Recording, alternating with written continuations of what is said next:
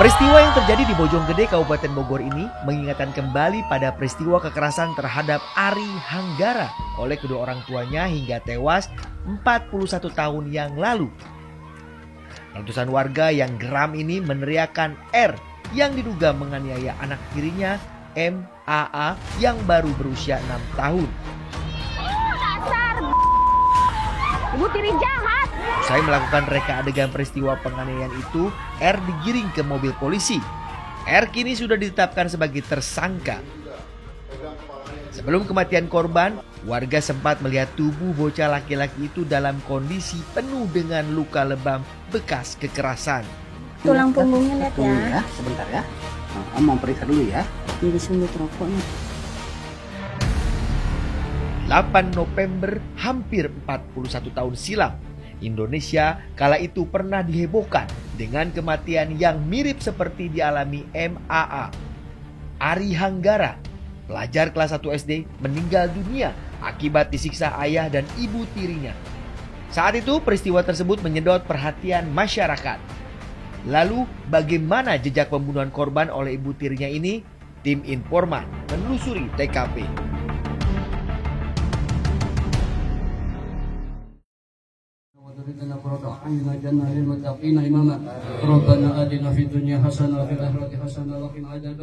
Minggu malam 26 Oktober 2025, warga Rawapanjang, Bojonggede, Kabupaten Bogor tampak berduka.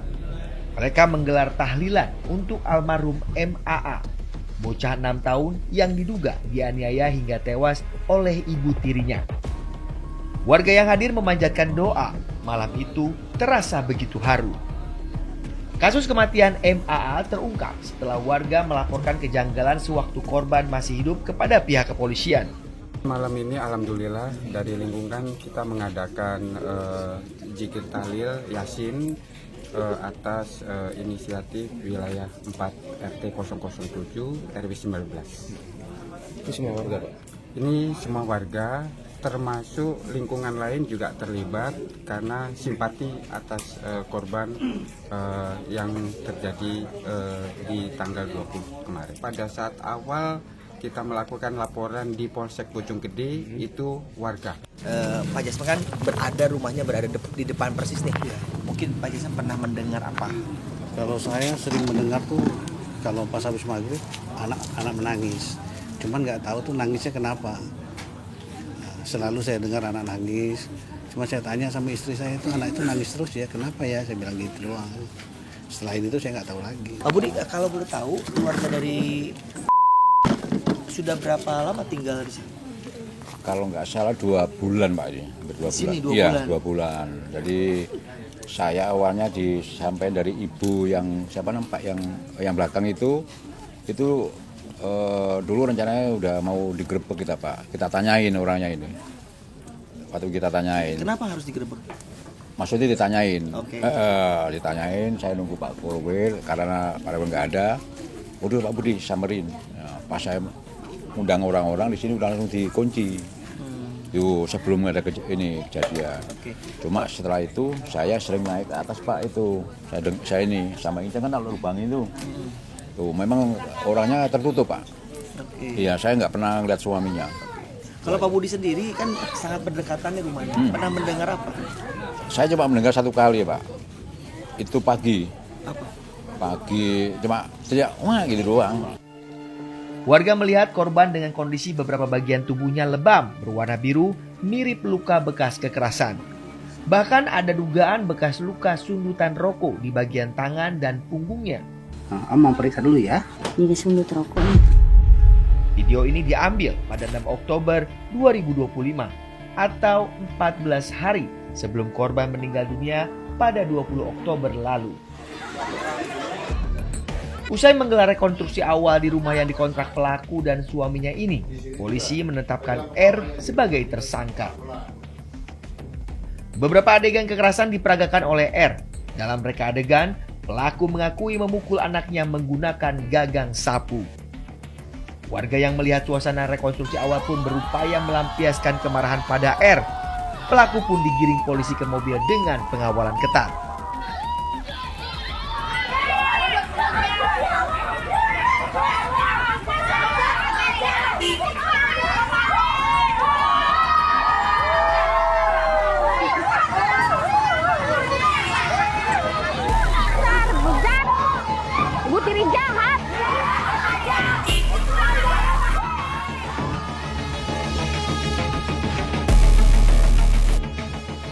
mencari tahu jika kematian MAA ada pemilik warung tetangga korban.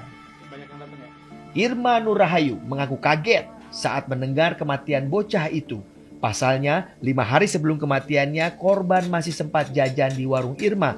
Dan Irmalah yang memvideokan kondisi korban pada 6 Oktober lalu.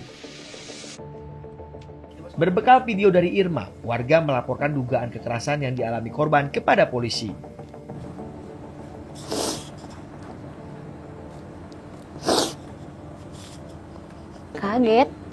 Kaget, ya pengen sedih gitu. Bisa Penyesalan nih.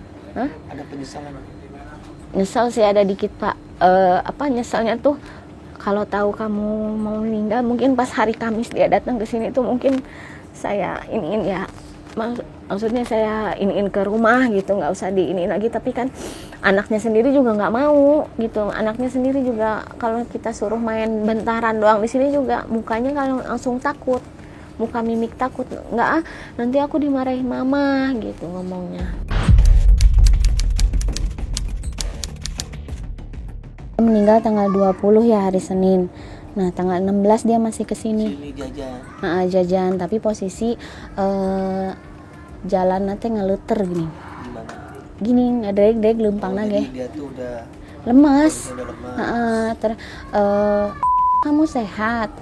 Iya, aku mau jajan ini makaroni pedes. Itu pedes emang kamu doyan? Aku suka. Nah, cuman mukanya pucet pisan. Oke, itu terakhir dibuka. Terakhir sore jam 5.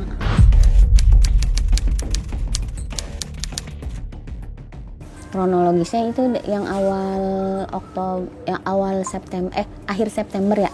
Akhir September korban datang ke sini, posisi saya sendiri di warung ya.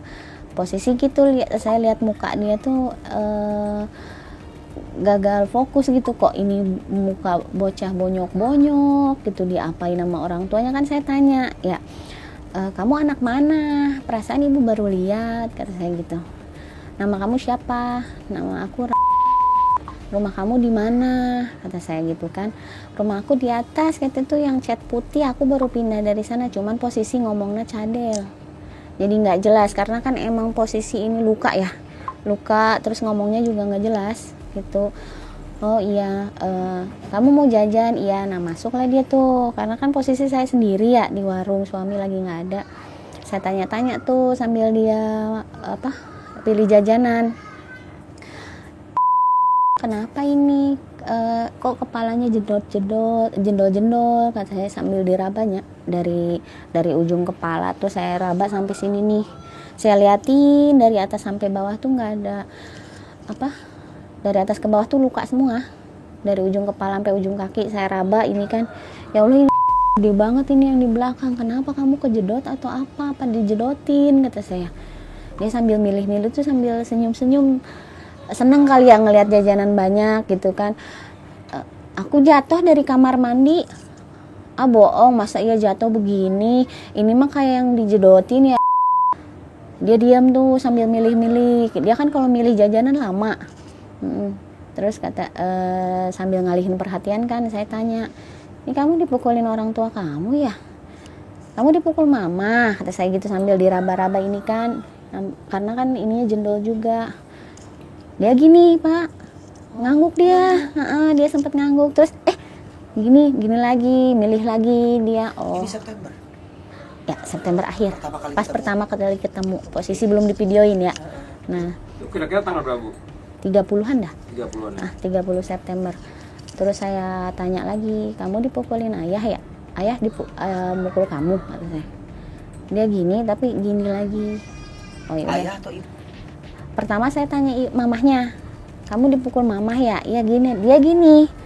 Gininya tapi kenceng. Gini lagi. Terus dia milih-milih lagi. Saya pancing lagi kan. Kamu dipukul ayah ya? Dia gini pelan tapi nggak gini lagi gitu. Kejedot dikit aja kan kejer nangisnya ya, apalagi ini serba biru, di sini jendol, mata merah ya. Nah dari situ seminggu kemudian kepikiran emang terus ya, kepikiran nanti kalau anak itu kesini saya videoin. Nah pas siang tanggal 6 Oktober berarti saya lagi duduk di depan, kebetulan saya lagi main HP, dia datang. Nanti pakai baju hijau itu datang, untung lagi mau jajan ya nak? Iya kata dia gitu, ya udah masuk dah kata saya. Nah awal-awal kan saya yang videoin sendiri tuh, cuman kan nggak jelas ya, udah terima kan videonya. Nah nggak jelas tuh. Nah untungnya ada suami saya, dia saya bilang ke anak saya, teh tolong iniin dulu teh, dia mau jajan kata saya gitu kan. Nah saya panggil suami saya, ya ada Rasya ya yang itu tuh kata saya gitu, karena kan emang warga di sini juga udah tahu ya, jadi lagi dipantau gitu. Ditambah kita dapat info juga ternyata dari kontrakan-kontrakan lama, kalau ada yang negor dia pindah gitu. Makanya kita antisipasi takutnya itu warga kabur gitu. Nah pas udah sambil saya videoin kan, nah udah itu dia pulang, kita laporan lah tuh ke Pak Korwil lagi. Nah Pak langsung tuh videonya dapet, saya langsung kirim videonya ke Pak Korwil. Tanggal berapa ini? 6 Tanggal 6 Oktober. Oktober siang itu pas Rasya udah pulang, saya langsung kirim ke Pak Ajwar. Oke, kondisi Rasya seperti apa? Waktu Saat di videoin. pas datang lagi itu posisinya matanya yang tadinya merah ya udah mulai sembuh, matanya udah mulai sembuh, pokoknya lebam-lebam di sini udah mulai sembuh, tapi masih ada bekasnya. Jendolnya juga udah mulai kempes, cuman kalau jendol di sini dia masih tetap gede. Nah cuman karena suami perawat ya tahu ini tuh kayak gumpalan darah yang udah lama bun, kata dia gitu.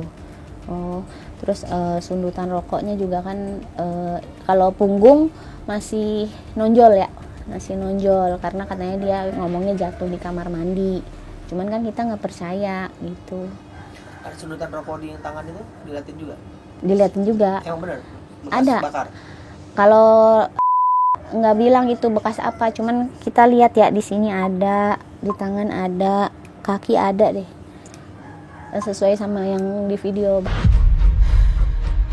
Tak jauh dari rumah Irma, kami menyambangi TKP. Di rumah kontrakan inilah bocah itu meninggal dunia setelah diduga dianiaya oleh ibu tirinya. Kondisi rumah sudah tidak ada penghuninya. RZ, ayah kandung korban, juga tidak jelas keberadaannya. Di dalam rumah, tampak masih ada mainan korban. Ya, saat ini saya sudah berada di depan rumah yang disewa atau dikontrak oleh keluarga almarhum, di mana diduga kuat. Di rumah inilah mengalami kekerasan rumah tangga yang diduga dilakukan oleh ibu tirinya. Saat ini proses hukumnya terus berlangsung di Polresta Depok. Informasi masih belum ada update terkini. Namun kami akan terus menelusuri fakta-fakta terkait dugaan kekerasan yang dialami sehingga membuat meninggal dunia. Ini rumah yang menjadi saksi bisu, di mana di lokasi rumah inilah Rasya diduga mengalami kekerasan. Saya akan coba mewawancarai satu warga, Kang Jenal ya. Benar ya, di rumah ini ya keluarga tinggal. Betul, di sini bertempat tinggal, dan di sini itu memang beliau warga baru kalau di kita ya. Untuk warga baru memang ini untuk orang tua, dan orang tuanya memang kita agak kesulitan ya dari pihak Korwil ataupun RT untuk meminta data-datanya. Awalnya karena kami pun ibaratnya kalaupun ada warga baru kita aktif untuk minta data identitas ataupun keterangan-keterangan kerjanya di mana gitu. Cuma kami kesulitan untuk orang tuanya. Sangat menyesali kita juga ya. Kang, informasinya keluarganya Rasya ini memang sering berpindah tempat, benar ya? Betul. Di sini, Apa kecurigaan apa yang membuat warga itu menduga adanya kekerasan rumah tangga yang dialami? ya, untuk curiganya kita kan untuk anaknya juga kan kita baru lihat ya. Sepintas itu pasti ada curiga untuk warga juga, karena yang dari sebelumnya juga untuk kontrakan yang sebelumnya sudah nginfoin juga pada saat kita ambil video itu yang pertama kali. Ini gimana sih karakternya? Kita sampai telusurin ke kontrak-kontrakan yang sebelumnya. Dan informasi dari pihak kontrakan yang sebelumnya katanya ini jangan dulu ditegur, soalnya kan suka pindah-pindah gitu ya. Jadi kalau ditegur dia akan pindah. Betul. Itu yang membuat warga itu berhati-hati. Berhati-hati, kami berhati-hati menindaklanjuti karena ibaratnya khawatirnya ini anak dibawa kemana lagi, kita lost kontak gitu. Makanya kita secara kolektif antara RT ataupun Korwil kita di sini ibaratnya kita sudah koordinasi sama Bimas juga ya. Ibaratnya ini kita harus ke polsek. Cuma pada saat kita mau berangkat ke polsek memang kan ada waktu jam kerja juga bapak-bapak juga ya, ada di kita kesibukan masing-masing juga Pak ya. Makanya kita lost sekitar seminggu, kita dengar lagi almarhum udah meninggal begitu. Ini berarti kontrakan keberapa keluarga di sini? Kalau yang saya tahu ini yang ketiga ya. 3. Akang bisa nganterin ke kontrakan sebelumnya? Boleh, yang sebelumnya ada. Boleh, kita antar ke sana ya? Boleh. Oke. Jadi kita akan coba menelusuri. Jadi informasi dari warga kan keluarga saya ini sering berpindah-pindah tempat.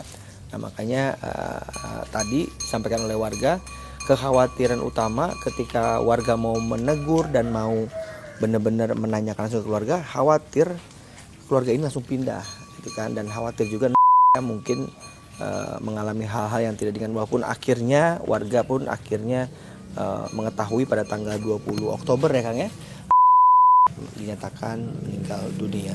Kita akan coba ke rumah sebelum kontrakan yang ini ya Kang ya. Boleh diantar ya? Boleh. Oke, kita akan coba melihat kontrakan sebelumnya. Ini ibu warga lihat. sini. Iya, pernah lihat.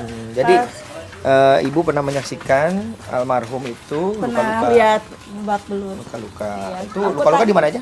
Aku waktu itu lihat di mata.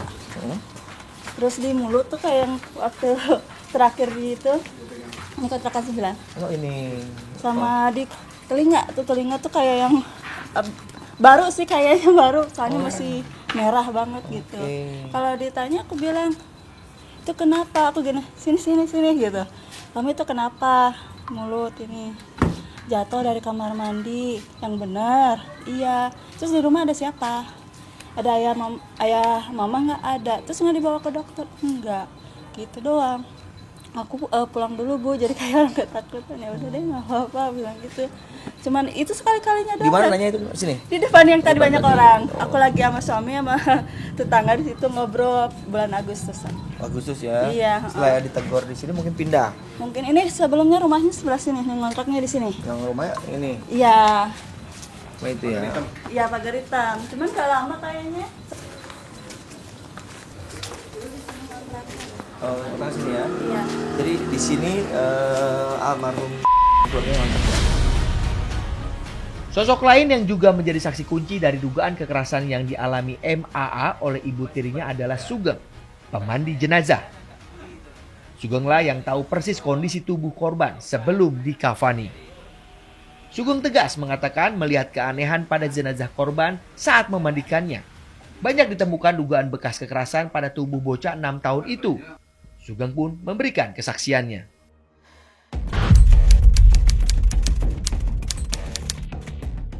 Di formulir yang masuk ke saya itu alasannya karena panas tinggi. Di sini tersedia. Oh, karena panas tinggi ya Pak? Ya, jadi intinya info apapun yang masuk yang tertulis di formulir ini saya percaya.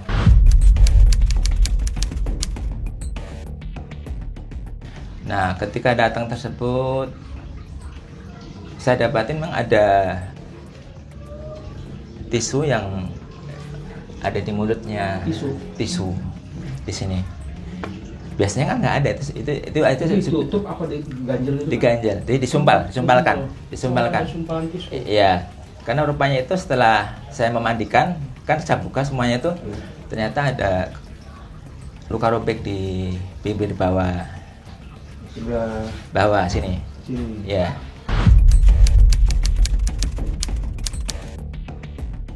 Setelah saya buka kainnya dari muka sampai perut, kemudian ini enggak saya buka ya, kalau antara perut sama lutut enggak saya buka, tetap ditutup, karena itu aurat walaupun anak-anak, saya jaga itu kehormatan Ananda. Nah, saya baru melihat adanya luka atau lebam di sini di pipi kanan, kemudian di lambung kanan membiru gitu Pak. Kemudian saya tanya ini, ini kena siapa, Pak? ke bapaknya. Kan bapaknya kan mandiin. Ini kenapa, Pak? Beliau menjawab, ini karena kejedot pintu. Sama. Kemudian yang ini juga sama, di perut juga karena kejedot pintu jawabannya. Ada curiga nggak, Pak? Saat itu saya belum curiga. Karena itu, kalau ini anak ada korban penganiayaan gitu ya, ya. Saya nggak ada pikiran ke situ. Yang mengundang saya lebih penasaran itu ketika saya meraba di bagian kepala. Di bagian kepala kanan, kiri, itu ada benjolan-benjolan, Pak. Besar, Pak? Gede, lumayan. Dan setiap benjolan itu ada lukanya. Nah, itu yang lebih parah di bagian belakang sini, itu lebih gede lagi ternyata. Lebih gede lagi lukanya, benjolannya nggak cuma satu tempat, jadi ada beberapa posisi, yaitu lukanya, benjolannya gede, dan ada luka-lukanya juga di benjolan tersebut. Nah, itu saya lebih penasaran lagi, kenapa ini anak kenapa? Mata ya, Pak? Ada biru-biru atau gimana? Enggak. Ketika saya tanyakan ke bapaknya, jawabnya jatuh di kamar mandi. Jawabannya antara jatuh kamar mandi atau kejedot pintu. Dua jawaban tersebut. Nah, jawaban tersebut sebenarnya saya tidak puas. Ada perasaan nggak yakin karena ya.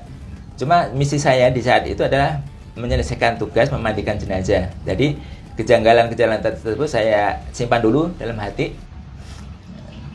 sampai kemudian selesai memandikan jenazah. Jadi persudahan memandikan itu kan dari depan dulu, depan bagian kanan, kemudian belakang bagian kanan baru dimiringkan gitu ya, Pak. Jadi nanti diganti bolak-balik, depan kanan baru belakang kanan nanti dimiringkan.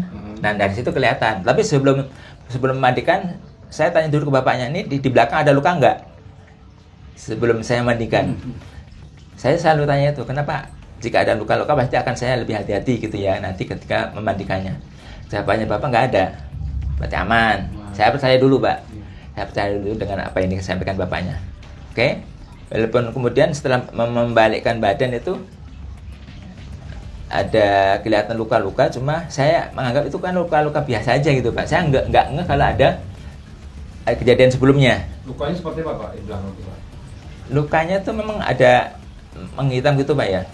Menghitam. Dan ada beberapa luka di beberapa titik itu. Cuma saya mikirnya ini mungkin karena anak kurang menjaga kebersihannya, namanya anak-anak, Pak ya. Mungkin kena korengan atau gudikan gitu kan, biasalah. Saya anggap pikir saya di situ aja dulu waktu saat itu.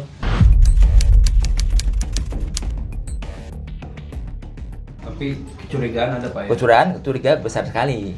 Karena nggak wajar. Artinya jawaban bapaknya ketika jatuh itu nggak masuk akal bagi saya.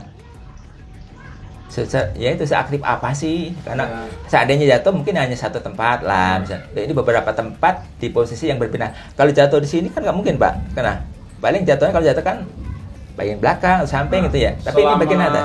Bapak memandikan jenazah, ada nggak seperti itu, Pak? Belum pernah terjadi. Belum pernah terjadi. Ini kasus yang pertama yang saya lihat, khusus anak-anak ya. Nah, mohon maaf, kalau anak-anak tuh biasanya saya sering turun sendiri karena nggak perlu banyak personel. Dan biasanya yang saya alami itu ekspresi anak-anak, jasad anak-anak itu menyenangkan, Pak. Ada senyumnya lah, ada senyumnya. Jadi saya lihat itu dua enak kalau lihat jasad anak, jenazah anak-anak itu. Kalau ini, Pak? Ini ya, masya Allah. Ini ekspresinya gimana, Pak ya? Ekspresi yang mungkin menahan sesuatu ya sakit, iya.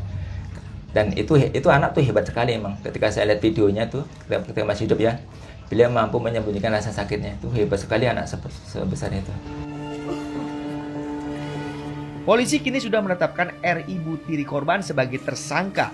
Kini ancaman hukuman 15 tahun penjara harus siap diterima R. Bahkan apabila fakta kekejaman lain terungkap, bisa jadi ancaman hukuman diperberat. Kita sangkakan untuk pasal 80 ayat 3 dan 4 Undang-Undang 35 tahun 2014 tentang perlindungan anak. Kita juntukan juga ke pasal 80 ayat 3 dan 4 Undang-Undang penghapusan kekerasan dalam rumah tangga dengan ancaman 15 tahun. Mirip kisah Arya Hanggara, kematian MAA mengoyak hati publik. Polisi masih menelusuri kemungkinan lainnya, seperti pertanyaan publik yang mempertanyakan RZ ayah korban apakah terlibat. Kami punya visual pengakuan RZ ayah korban secara eksklusif.